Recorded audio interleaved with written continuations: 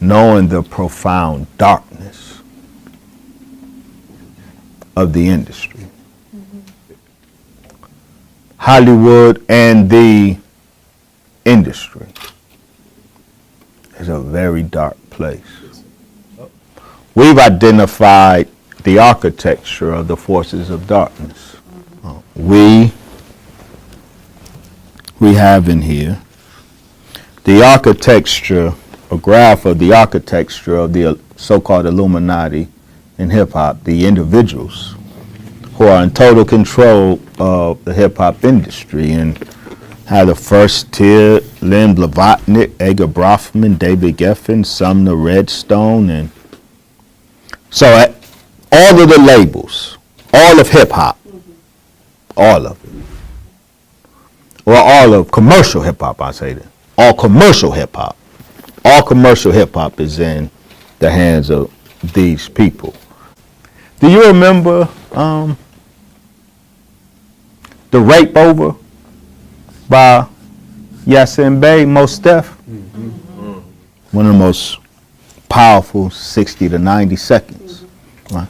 He lists the forces, Illuminati forces, if you will, in hip hop. And there's one line in there, quasi-homosexuals running this rap shit. It's really running this rap shit now. The Rape Over. Yasin Bey, that song 60 or 90 seconds. The most loaded, revelatory. He exposes the industry. He ends it with quasi-homosexuals just running this rap shit. But after its initial release, the album, The New Danger, 50,000 units were printed without the song The Rape Over on it. The song The Rape Over was removed from the album. Why? Mos Def was on Geffen Records. Which Geffen? David Geffen, head of the gay mafia. David Geffen, the head of the gay mafia, his fingerprint is all over hip-hop.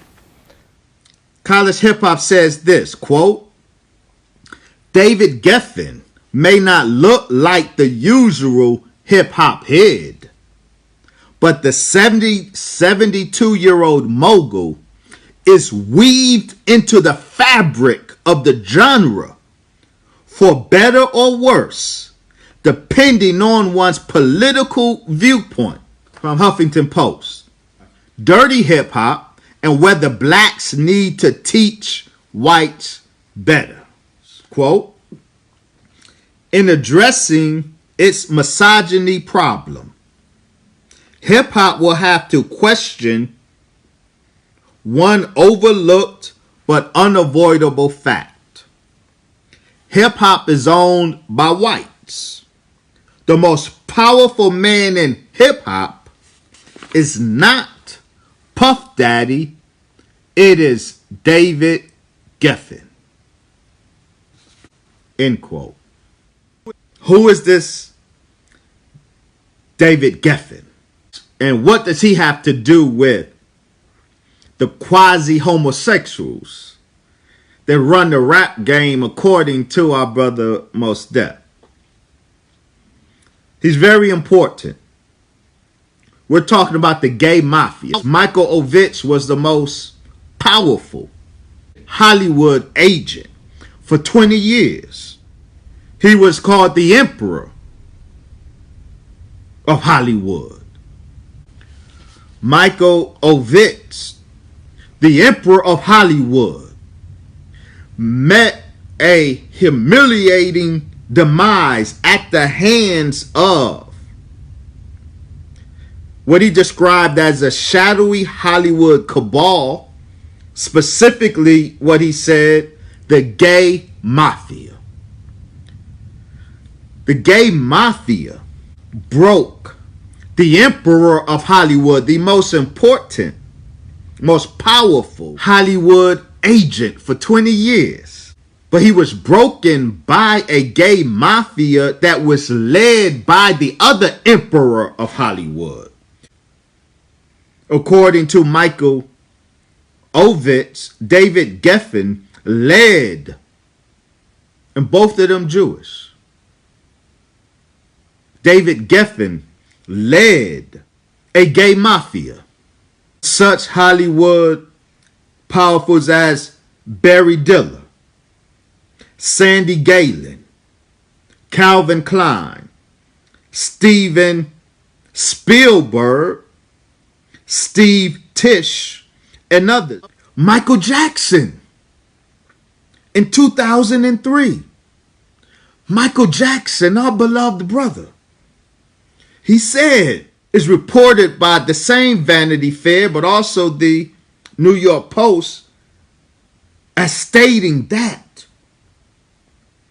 a gay mafia sank his career, and that gay mafia that sank his career was led by his former best friend, David Geffen. Geffen is the architect, having subtly refashioned the music and movie industry in his image. It is said that he has shaped the entertainment landscape more than any other individual, and therefore has shaped popular culture more than any other individual. He is described simply as the operator. David Geffen's Jewish friend, Bernard Weintraub, who is the Los Angeles correspondent for the New York Times and David Geffen's partner in crime in many ways, it has been alleged. He said of David Geffen, to understand how he's tagged the operator, how does David Geffen, the most powerful gay man in the country, how does he operate as the operator? His pal Bernard Weintraub wrote in the New York Times, quote, and David sort of sits there in the darkness, very quiet. You don't know what he's doing except controlling and manipulating. Sort of like the original cast album of My Fair Lady. That's David. What is this reference to the My Fair Lady that illustrates David Geffen?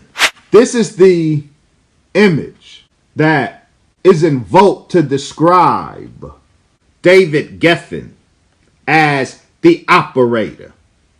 You see a man puppeteering another man who is puppeteering a woman. That's how David Geffen operates. He operates in the darkness, very quiet. You don't know what he's doing, but he is puppeteering people to achieve his agenda.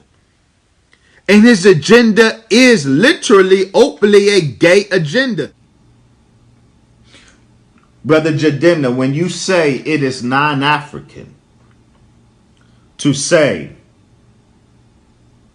or to reject homosexuality, what you are saying is that Mayat is non-African. You know what Mayat is? I'm pretty sure you do. The spiritual system that undergirded Egypt, ancient Egypt, or Kemet in its glory. The spiritual system at the root of the African greatness that raised those pyramids in Egypt. Mayat is the quintessential African spiritual philosophy at the root of the African example of greatness that we all cite. Mayat is at the root of that, in a law of Mayat, as we get it from the negative confession. See, In the meiotic system, the righteous man has to declare what he ain't guilty of. It's not a system of thou shalt not. It's a system of I have not. And this is why I deserve entry into the hereafter, the afterlife, the Godhood. This is why, and this is very important, because you mentioned, Brother Jadena, that only our God can help raise us to Godhood. So the raising to Godhood is very important to this question. And the whole system of ancient Egypt, the spiritual and educational system, was to raise man into God. One studied 42 years in Egypt in the educational system of Egypt, after the completion of which one reached his summum bonum, his greatest good, and became a god. So the purpose of spiritual education in ancient Egypt was to be raised to a god. And in order to gain entry into godhood, one had to stand and confirm what we are not guilty of. And one thing that we have to confirm in order to raise ourselves to godhood, Brother Jadena, we have to be able to confirm that we are not guilty of homosexuality, of being a man laying down with another man. Mayat and its path to black godhood requires that we are able to confirm that we're not homosexual. So what, dear brother, are you going to de-Africanize Maya? If the rejection of homosexuality is un-African, then Mayat's rejection of homosexuality means Mayat is not African? No, sir. So this example of Mayat raises 2 points. One, the quintessential, or 3 points. 3 points I want to highlight right now with this, with Mayat. One, Mayat adds a quintessential African spiritual educational tradition. Rejects homosexuality. A righteous man declares he has not engaged in homosexuality. Mayat requires that of all righteous men. The second point is that Mayat, as a spiritual tradition that leads to our raising to godhood, this point clearly means that homosexuality sabotages the path to godhood.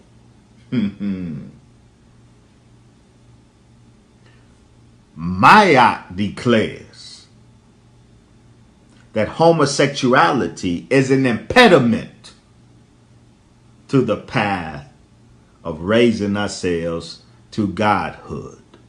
So if, Brother Jadena, you are an advocate of black people, African people, raising ourselves to godhood, then you must reject homosexuality as an African practice, just as the African spiritual tradition of Mayat rejected homosexuality as a practice because it interfered with our raising ourselves to godhood. The third thing this demonstrates is that at the time of ancient Egypt, there was already homosexuality in Africa.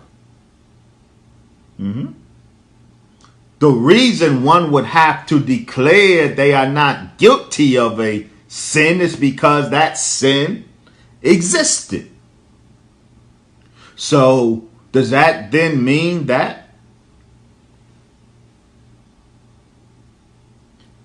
Ma'at is proof, or the so-called negative confessions are proof that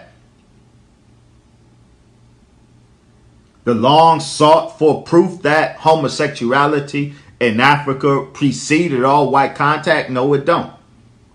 Because the Hyksos ruled, white folks ruled Africa or Egypt in northern Africa. In the Nile Valley area, white folks ruled at different periods over different periods of times, and in particular the Hyksos, who were proto-Jews. The Hyksos who ruled ancient Egypt in the 12th and 13th century BCE. These were proto-Jews, and they invaded Egypt and ruled Egypt, and these proto-Jews had a homosexual inclination. Yes, the Hyksos, the proto-Jews of the ancient world, they absolutely had a homosexual inclination. So if they gave expression to their homosexual inclinations in Judea, what would stop them from giving expression to their homosexual inclinations in Kemet? And so these people known for homosexuality, they were in ancient Egypt. And so I can see a consequence of that contact, still white contact, a consequence of that contact being homosexuality popping up among us. And so the gods, Ma'at, had to declare, no, that exists, but that ain't righteous. That ain't Ma'at. And by saying, dear brother Jadena, that ain't Ma'at, that's saying that ain't African. I do not believe this is brother Jadena's gay agenda. I do believe he was representing a gay agenda on Sway's universe. I do. But the gay agenda preceded Jadena. The gay agenda in hip hop preceded Jadena. The gay agenda preceded Janelle Monáe. Because I see people mention his sister, our sister, Janelle Monáe. I am saying that we can actually trace the genealogy of the gay agenda that brother Jadena was representing on Sway's universe. I am saying we can trace the genealogy of that agenda. Jadena's boss is Rob Stringer, CEO of Sony Records. Janelle Monáe's boss she's with Atlantic. Ultimately, her boss is Craig Cowman and Julie Greenwald. It's very important. When we talk about Jadena and his role in the pushing of this gay agenda, when we talk about Jadena, we have to talk about Lil Nas X. We have to talk about Tyler, the Creator. We cannot see Jadena outside in this regard, in his advancing of the homosexual agenda or gay agenda. We cannot see Jadena in this matter separate from Lil Nas X or Tyler, the Creator. Why? Because Jadena, Lil Nas X, and Tyler the Creator, all of their bosses Rob Stringer. It's extremely important.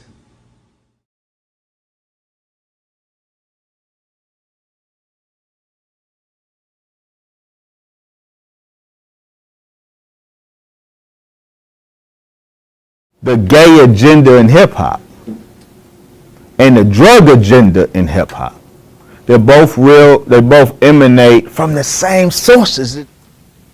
The chemical assault, we are chemistry. Yes.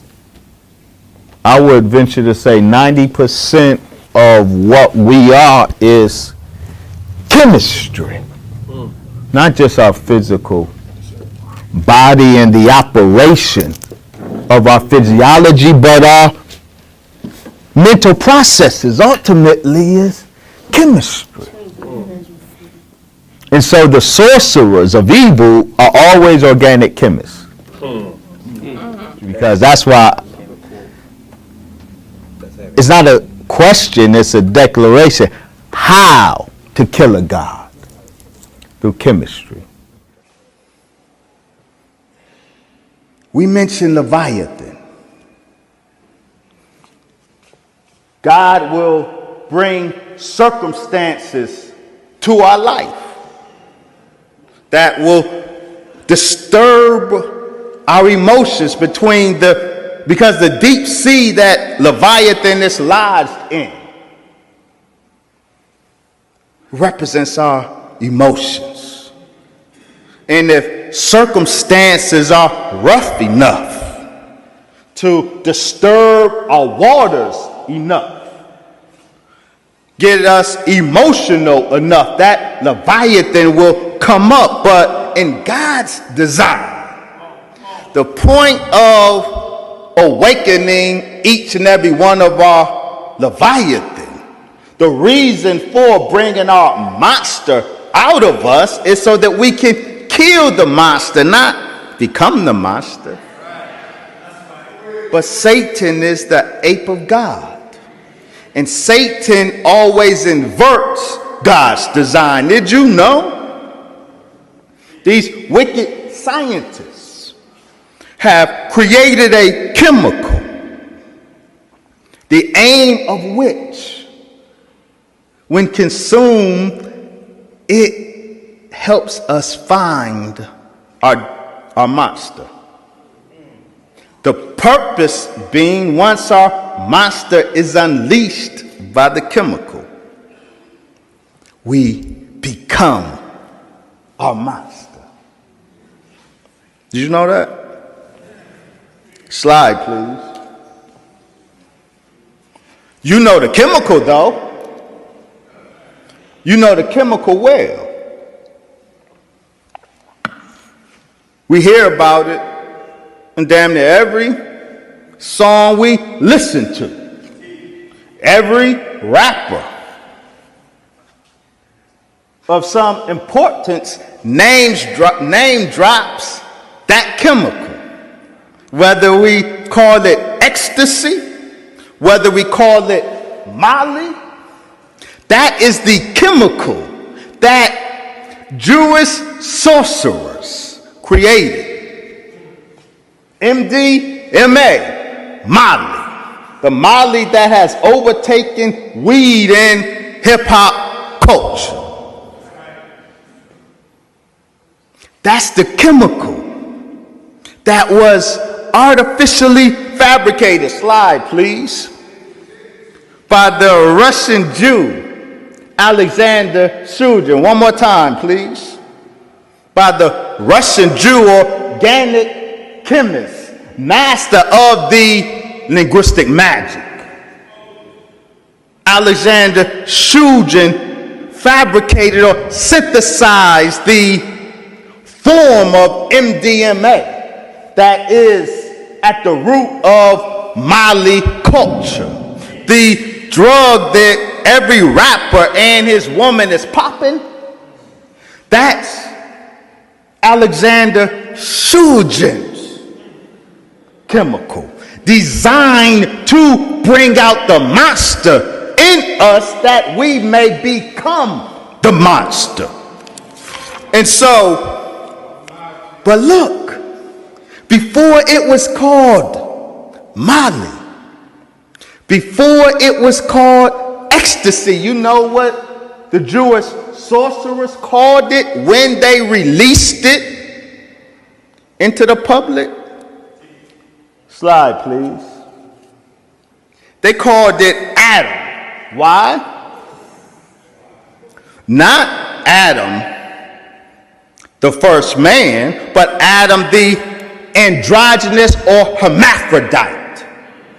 Because this drug was designed, he said, to androgynize its user. Adam. While cannabis was in fact created by God, it was, but manipulated by Satan, Molly is totally the fabrication of Satan. What is Molly? It's the linguistic magic of Jewish sorcerers used to master the original man. And this is why. Slide, please. Shout out to Kendrick Lamar. We have to cancel Molly rap. We're not going to cancel yet the Molly rappers. But from this point on, knowing now what is exposed of the origin and purpose of Molly, any rapper that name drops, anyone who promotes the popping of Molly, if you persist, you make yourself an enemy of your people. You make yourself a written agent to the Jewish sorcerers in their attempt to master the original man. I was asked, Brother Dr. Wesley, do you believe gay people are born that way? I said, well, many probably are. But not because Allah made them that way, but because Satan is insistent on intervening in our lives' affairs in the womb of women, in particular the black woman. Satan absolutely is intervening, has scientifically mastered interfering with God's work in the womb of the woman. Context, I submit this very important document from 1987, and the year is important. From Psychological Bulletin, Dr. Lee Ellis and Dr. Ashley Ames, an article entitled Neurohormonal Functioning and Sexual Orientation. Why this article is so critically important to understand this new phenomenon of black homosexuality. With the confessions here, you and I can understand it for what it is: a spawn of the white man's science. And in this document, we have the science laid out. An important section in this document: experimental induction of sexual inversions in non-humans. Sexual inversion is transgendering. So, in this document, the science by which sexual inversions were produced in the laboratory and then moved out, what they call in vitro, in the lab, and then moved out in vivo, in real life, the science to doing this is laid out here. They say, and listen, it's 1987. In the past 30 years, a large array of sexual inversions have been experimentally induced in laboratory animals. In the last 30 years, that means since 1950, a large array of sexual inversions have been experimentally induced in laboratory animals. 5 basic methods for inducing sexual inversions of a neurological behavioral nature, inducing sexual inversion neurologically in the mind and behaviorally. So you don't only think you're a woman but a man, or think you're a man but are a woman, but you behave as a woman though you're a man. You behave as a man though you're a woman. 5 methods of scientifically inducing sexual inversion were mastered by 1987 and had been worked on since 1950.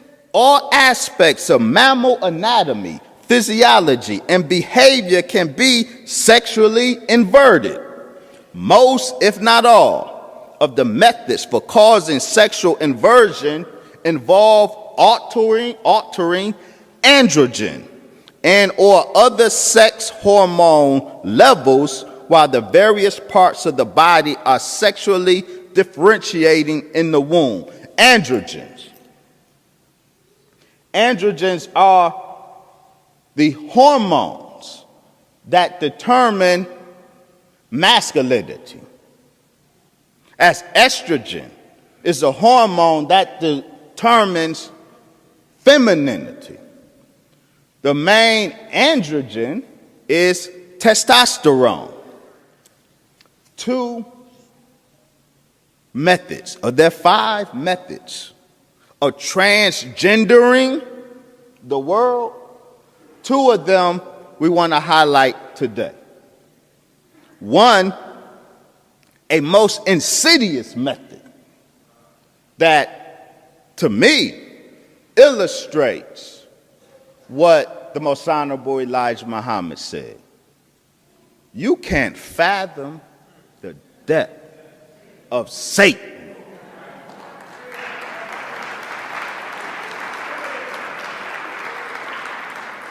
One method that this document brags about mastering is weaponizing the mother's immune system against her male fetus.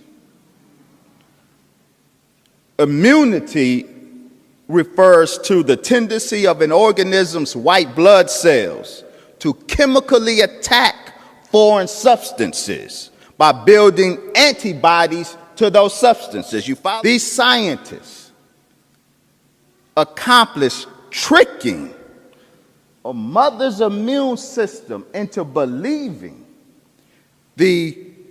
her male fetus's testosterone is a foreign substance, and a mother's immune system will produce antibodies to assault the testosterone of her male fetus.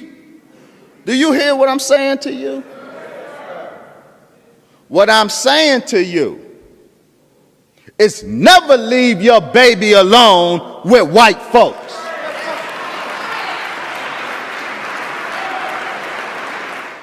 And we are seeing some of why they are so insistent on getting our babies from us.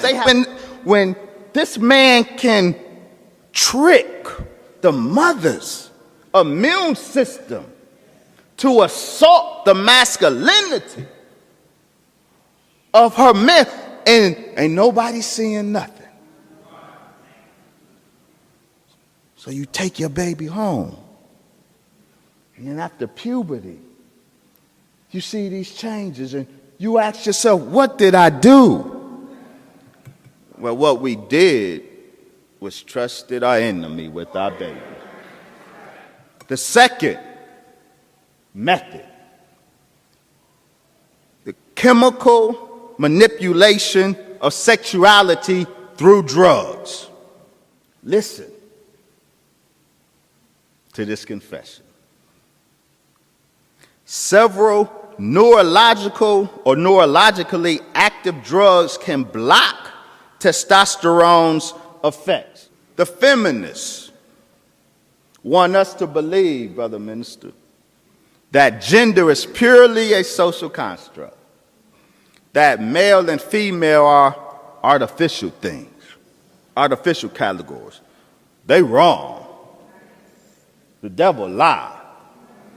Masculinity and femininity is anchored in biochemistry. Testosterone produces the masculine, the male brain. It masculinizes the brain. It masculinizes behavior. So let's go back to the confessions. Several neurologically active drugs can block testosterone's effects or otherwise interfere with the neuroorganizational actions of the sex hormones. Examples include such anti-androgens, androgens being the male hormone. Anti-androgens are drugs that prevent testosterone from doing what it do in the male body. You follow? Anti-androgens are testosterone blockers, drugs that act as testosterone blockers. Examples of such anti-androgens, drugs that keep testosterone from doing what it do. Some examples are Depo-Provera, the drug that the government's $400 million program to biomedically control black men. That drug, Depo-Provera, is an anti-androgen, and what does it do? These drugs alter the synthesis of androgens, the formation of androgen receptor sites, or the filling of androgen receptor sites in the brain. When they are administered to pregnant mothers, while the fetus's brain is being sexually organized, offspring are likely to have their post-pubertal sexual behavior affected. If a mother is administered Depo-Provera while she's pregnant, or, which is being encouraged, if while breastfeeding you surrender to the doctor's insistence that you go on birth control, and if you are breastfeeding while on birth control, the birth control, Depo-Provera, or the pill, we're going to talk about the pill, while you are on birth control while breastfeeding, it's feminizing your male child. But Depo-Provera, look what Depo-Provera does. The selected drug to biomedically control you and I.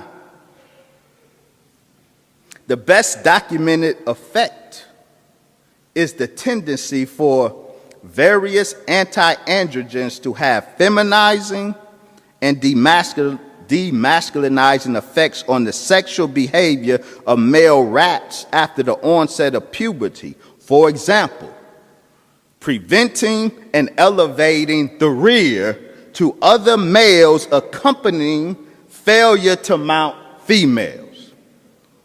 Depo-Provera inspires homosexuality. It doesn't just feminize the biology, produce man boobs, or what they call. It doesn't just redistribute The fat on women targets the hip area. Fat in men targets the abdomen. Depo-Provera reverses that. So that's why you have a lot of men with big hips today. But it does more than feminize the physiology. It induces, as the minister said, the chemicals put a thought in the mind. Here is the fact. Here's the proof. The Depo-Provera that our government targeted you and I with actually induces, chemically induces homosexuality in men. Do you follow? Now, going on, and this will be a difficult part of our discussion.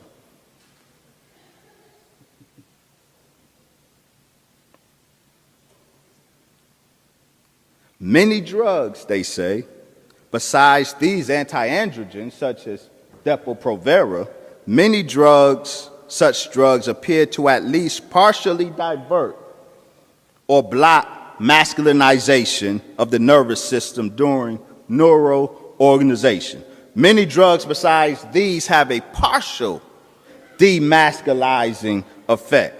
The list includes barbiturates, which are drugs, yada, yada, yada, yada, yada, yada, marijuana.